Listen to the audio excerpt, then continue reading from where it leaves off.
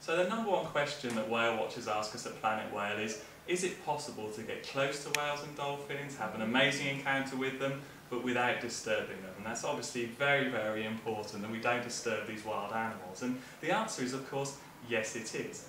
And there are many different ways of doing that. For example, you can watch them from land. There are some fantastic coastal and cliff-based viewing areas around the world to see whales and dolphins very, very close without even getting out on the water. For me though, to be out on the water, to be at sea, surrounded by the natural habitat of these animals is something really special. So if you're taking a boat out, what should you be looking for what we call a high-quality, sustainable experience? There are, in truth, many different boat operators around the world, and they do have different standards.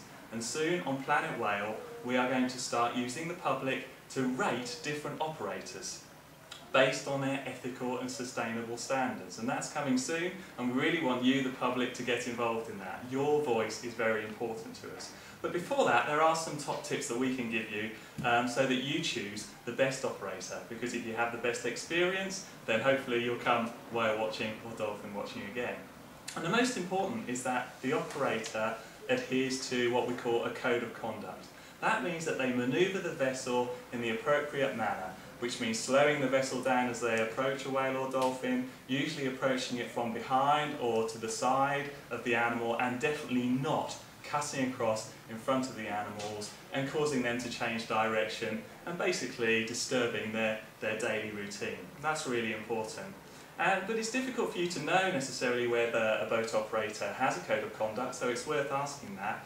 But the other thing is that generally those operators that are the most experienced, most knowledgeable, have a high standard guide, professional naturalist guide on board, have leaflets and literature that give you lots of information about the trip, and also realistic about your experience. Don't necessarily just show you big pictures of leaping whales and tell you that this is what you see on every single trip. If they're realistic about your, what you might expect to see, then these things are really important and they're the things to look for.